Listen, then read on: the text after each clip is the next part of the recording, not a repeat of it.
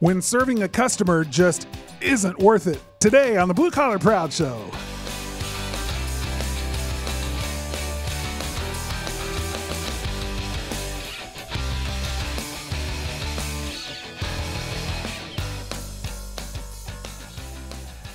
Hey there, Proud Nation, and welcome back to another episode of the Blue Collar Proud Show. It's the show all about having and living the blue-collar business dream.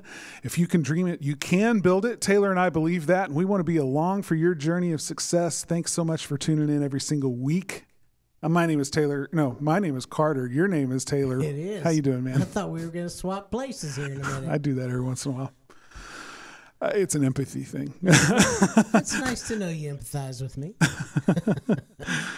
This is a good podcast. Talking with one of our favorite people, Brandi Biswell. She brought it this time, and we're going to jump right into it. But first, I want to tell you about our sponsor for the show. Where are those notes? I don't know. We'll do it live. Let's do it live. I want to tell you about Closing Commander. This is the app we've been working hard on, and we're seeing incredible results. In fact, a full 4 companies right now from our original beta test. The results are in, certified. They're a part of our elite club, our Commanders Club. But the reason is because they've closed 6 figures of additional revenue in their business by using this app. 6 figures in less than 6 months. Every single one of them in less than 3 months. Ooh, wow. But another one in 5 and another one right at the 6-month line. And it's just exciting to see that kind of additional revenue. And the only thing they had to do was spend about a minute entering each one of their open estimates, the customer's information into the app, and then the app does the rest. And they've been able to close 6 figures of additional revenue in their business. That's exciting. Man, I mean, who would turn that down? I don't know of anyone, especially our listeners who are all very smart. So I want to tell you how to claim an additional perk for being a Blue Collar Proud Show listener. Because you are out there in the audience listening to this right now, it means you get not 14 days free trial, but you get a full month on us to try out the app and put it to work in your business. I promise you in that 30 days, you're going to see results. So do this. There's a link in the show notes for this episode. You can find it on our website. You can look for it in your favorite podcast player, whatever. Find the episode link in the show notes for this episode. It's a link to closingcommander.com. Click that link and you're going to get automatically applied your 30 days free when you sign up. That's just the coolest thing in the world. And you're gonna love this app. I want you to tell me all about it. Tell me what you think of it, because like so many of our users right now, they're thrilled at what this is doing for them. Oh, yeah. It's awesome. All right. So closingcommander.com. All right. Let's get into this conversation today.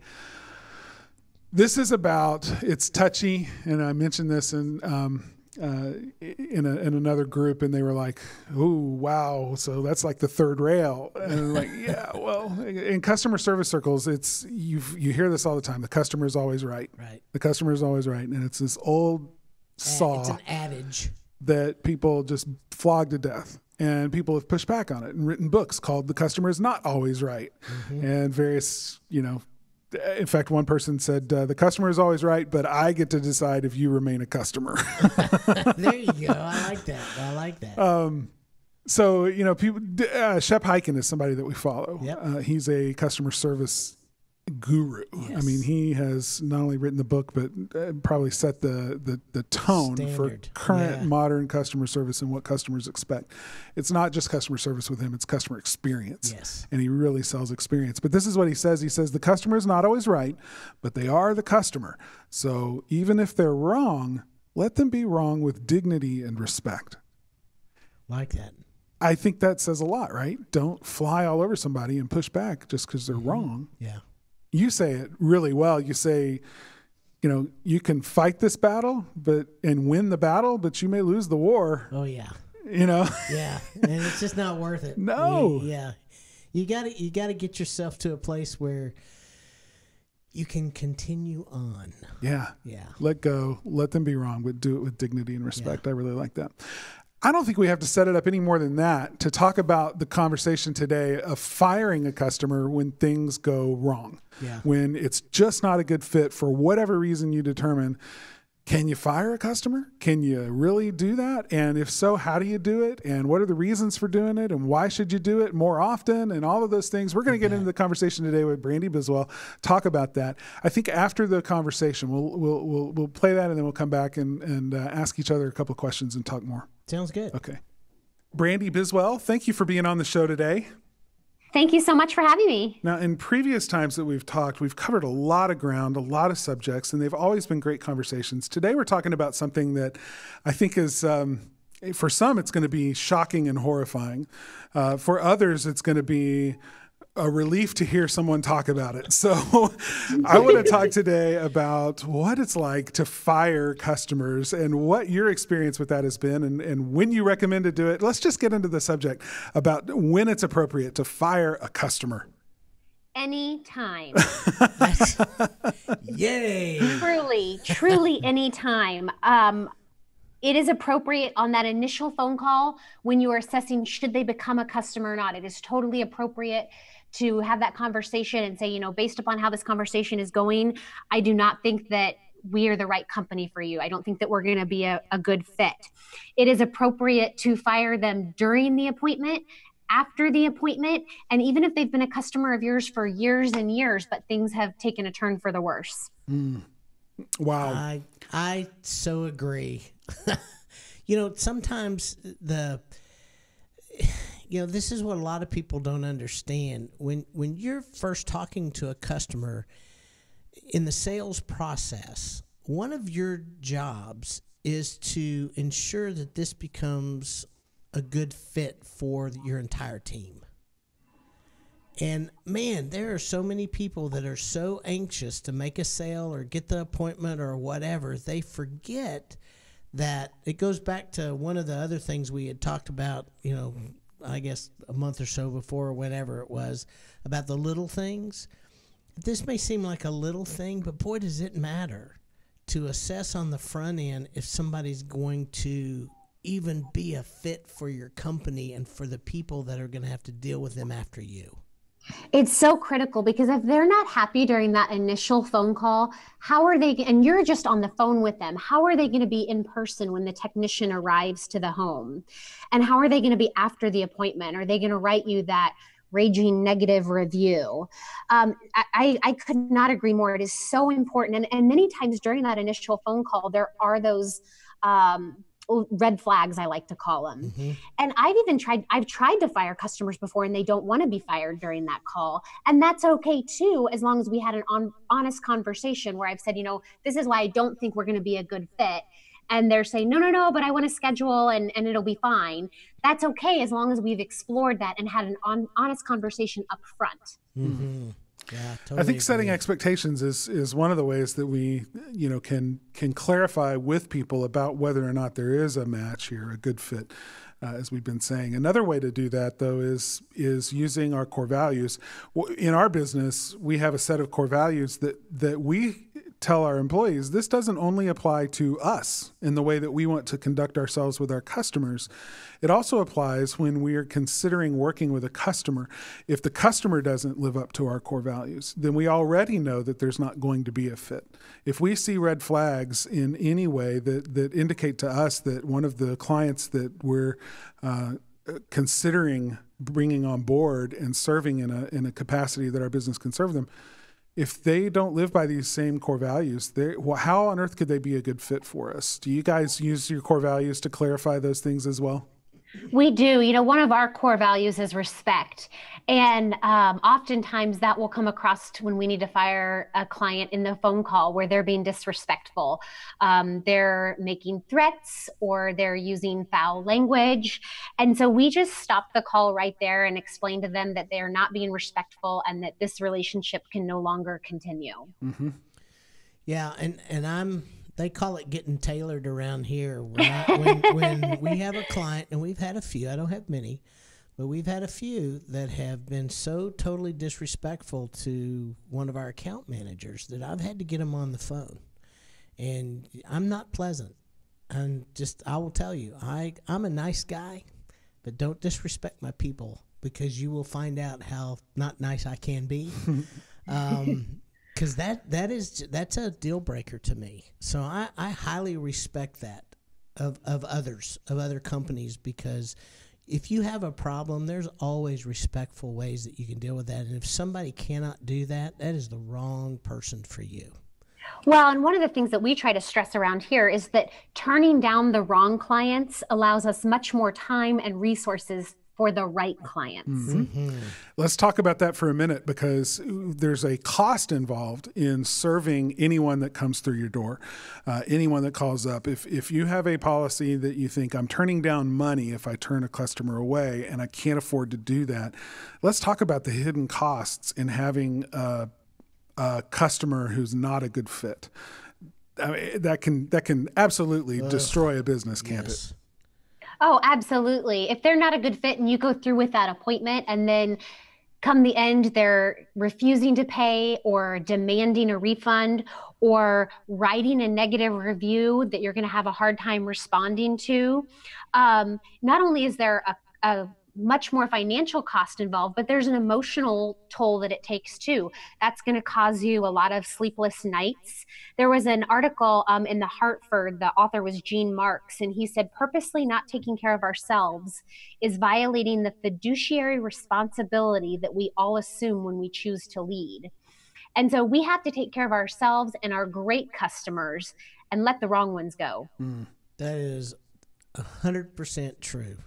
Just 100. I have nothing else to say. It's just 100% true. Well, it's taking care of, protecting your people, leading your people so that they understand what is acceptable behavior and what's not, both from them and from customers. That helps your employees know that you've got their back, that you're going to support their decision to say no to a client or to turn a client down for a request for work, because you understand they understand what we're trying to do here. They understand who's a good fit and who's not, and we've got your back if you make a decision unilaterally that this is not going to be a good fit for our business.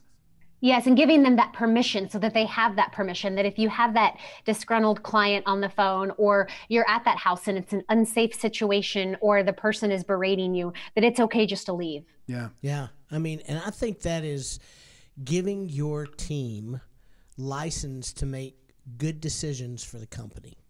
Absolutely. Brandi, what are the guys? I mean, you've already kind of said this just in some of the examples you've given of how you talk to a customer on the phone to do this, but I want you to explicitly talk about how you train your employees to do this, as well as how you personally handle it on the phone. Because if one of your core values are respect, then I have a feeling that you do this firing process in as respectful a way as possible. But would you dialogue that for us? Tell us a little bit about exactly how you train your people and how you do this in your business. Yeah, so as far as the training, we record every call, ingoing and coming in and outgoing.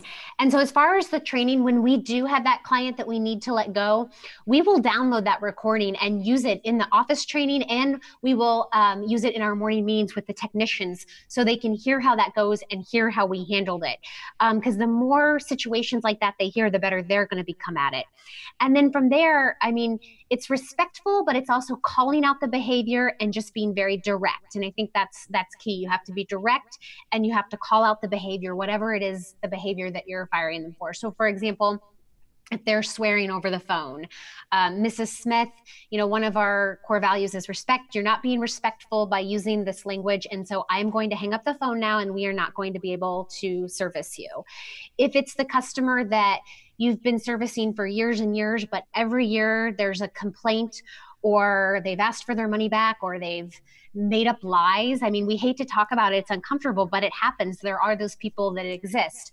It's calling out that exact behavior. Mr. Smith, this is, what you did last year. And for that reason, I can't schedule you for that coupon cleaning this year. We are no longer going to be able to help you. I'm happy to give you a resource where you can find someone who can help you. That's really good. Yeah. In talking about this, I know that there are people who feel afraid to say no. Like word's going to get out that they're snobby.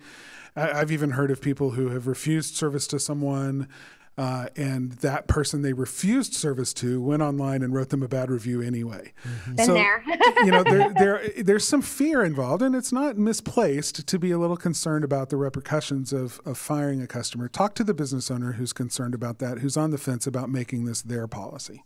If you are firing them, one of the first things I say is make sure you are justified in firing them. So one of those examples we've already given.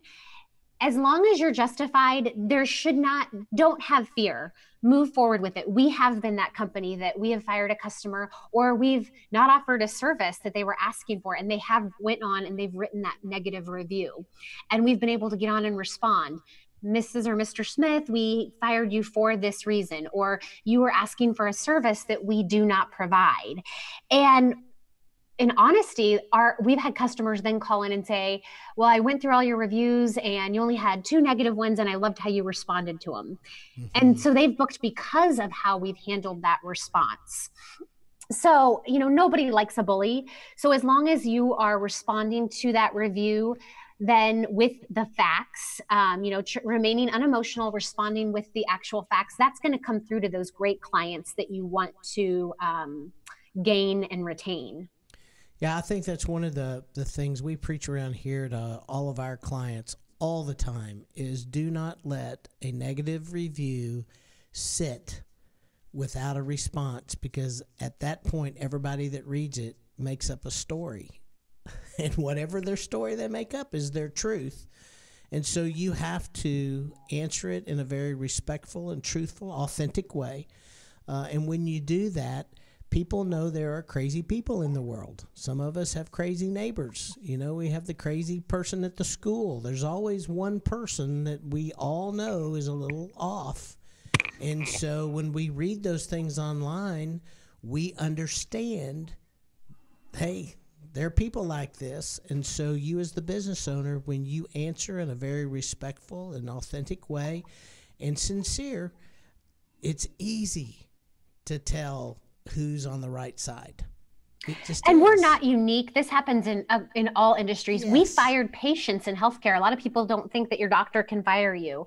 Your doctor can absolutely fire you. Mm-hmm. This happens across all industries. So it's nothing that's special. Unfortunately, there are just people that are not a good fit, and they'll probably be a good fit somewhere else. It's not just with your company. Yeah. So, and to reiterate something you said and that you tell your employees, when we let go of a bad customer, it means that we have more time to spend serving good customers. I want you to talk about the net effect of that, of having the time to serve the people you really enjoy and the people that you can serve well. They're going to be your biggest fans. The more time you have to serve those clients that respect you, you respect them, you have a mutual understanding, you do great work for them, they're going to be your biggest fans. They're going to do your advertising for you. They're going to tell their neighbors, their family, their friends. They're going to engage with you on social media. They're going to write you a review. They're going to be your biggest fans, which is just going to multiply and make up probably tenfold for the money that you did not accept by turning down the wrong client. That's it. That's the note we're going to leave it on right there. Brandi Biswell, thank you so much for being on and giving us your perspective on this today. Thank you so much for having me. I wish we had a clip to play of Donald Trump saying, "You're fired." You're fired. Yeah. I know it's something we've had to do. And by the way, I don't think that's the right way to fire a customer. Just saying. the apprentice way. Yeah. Okay. Exactly. Yeah, stay away from reality shows when you're choosing your methodologies. Any reality shows, choosing anything. Okay, so let me ask you this question because we've done this before. Sure. We've had to fire someone, and rather than you just make the executive decision, you actually brought it to our team and said, "Okay, guys, what do you think? Yeah. Is this person somebody that we need to continue serving, or should we fire them?" And got their input, got their feedback. So I want to know from you as an owner, why did you decide to do that? And what were the benefits or what was the result of doing that? How did it help us as a company and everything to approach it that way? Well, the main thing I think is it's a culture issue. I mean, just very simple. Hands down, culture issue. And I think you'll agree when your people know that you have their back, and the reality here, when we have a client, very seldom anymore am I the person that deals directly with the client. But we've got account managers and assistants that assist those account managers that are impacted every single day by clients. Okay. So when that happens, when there's something that gets escalated up to me, and I need to find out all the information, number one. And number two, I want to find out what the impact that person has had all the way through the team. Because what I find is if it's a bad fit for us, it impacts not just the account manager, it impacts the assistants, it impacts the graphic designers, it impacts the writer. I mean, it has this reciprocal, I think that's the right word, effect that just kind of trickles down into everybody. And a lot of times it's this thing that happens that it has to get to the end before it kind of jumps up to me, because everybody gets fed up. Mm-hmm. Does that make sense? Yeah. And so sometimes when I'm on a call and I am talking to somebody and thinking this may not be a really good fit, I need to have the reassurance to know that I need to let this person go, but I need to let them go nicely, with respect, with kindness, and also to inform them of why we're letting them go in a way that is very well communicated so that they understand that whoever else they go work with, that these are the things that has happened here, that if they do it a little bit differently, maybe they'll have a better experience somewhere else. And it's very rare that happens. I mean, very rare. Most of the time, it's within the first 6 to 8 months we're working with someone, and we just kind of cut bait and be done. Well, there's times, though, even in sales calls, where you've been talking to someone and realized before they ever became a client. Oh, yeah. This is not a good fit, right? So, but you've also said, just because you can't help someone, serve someone, just because they're not going to become a client doesn't mean you can't help them. Right. Right. So talk about that. Well, there are numerous reasons why people aren't a good fit for you. I mean, one of the things is I don't think any service company that gets called and says, this is our price, and somebody says, well, you know what, I can't pay that, but I'm willing to pay this. That's great, but this doesn't cover the cost of what you're doing. You can't do it for that. Mm-hmm. And so there's a reality check with that. And so what I try to do is say, okay, what is your budget? What do you have? Here are the things that I know you can do within that budget. So go do that first. Once you start making money, and a lot of it with us, it's somebody that needs a website right out of the gate, and they literally don't have a budget. So there are some things that they can do that I suggest through the process. And what ends up happening in 3 to 5 years, we get a lot of those people come back and then they're ready to go. And so it's kind of you're just not ready for us yet. Mm-hmm. So that's one place. Then there are other people that are in such a bind with what they have right now. They're under contracts. They're in situations that, I've just talked to one recently that's got a legal situation on top of, they got 7 websites. It's a mess.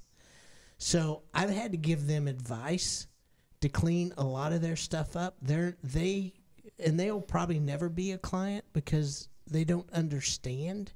And so it's a lot of education that has to happen.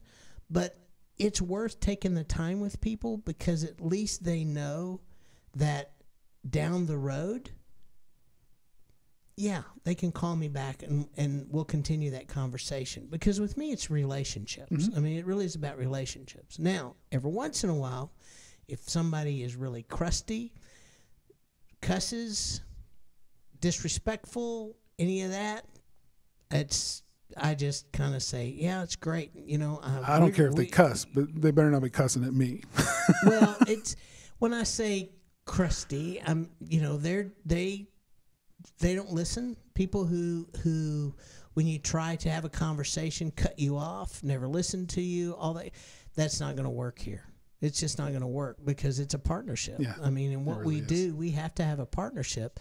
And so if somebody's not willing to listen and to be able to do some of the things they need to do on their end, because we can't we can't do it on our end. There's certain things. I mean, I have people that want me to go put reviews out, and I'm like, I can't. You've never worked for me. I can't put you a review out. That's against Google guidelines. And they're like, well, everybody else does it. And I'm like, yeah, but we don't do that. So there's just stuff like that with people want us to do things that we're just not going to do.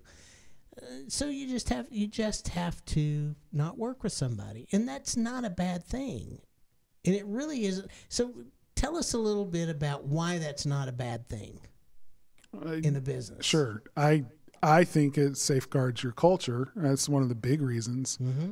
I mean, when somebody's not a good fit, but you let them in your business anyway because you feel like you can't say no to the money or the business or whatever, you just have a problem telling people no, whatever your reason may be, then you're inviting this chaos into your system, into your business.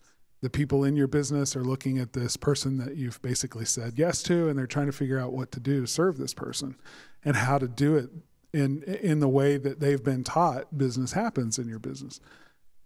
This person is not allowing me to bring them the customer service experience that I've been trained to give them. They're breaking the every step along the way. They're not cooperating with that plan, whatever it may be. So you end up with a lot of frustrated people who are doing their best to serve somebody they don't have any hope of ever successfully serving with a good outcome. And you've put them in a situation where they can't win. Yeah. Now, that's not fair. I mean, if I was a parent and I had a toddler and I intentionally put that child in a position to where they failed at what I was telling them they needed to do, you would look at me and go, you're a cruel, awful parent. Yeah.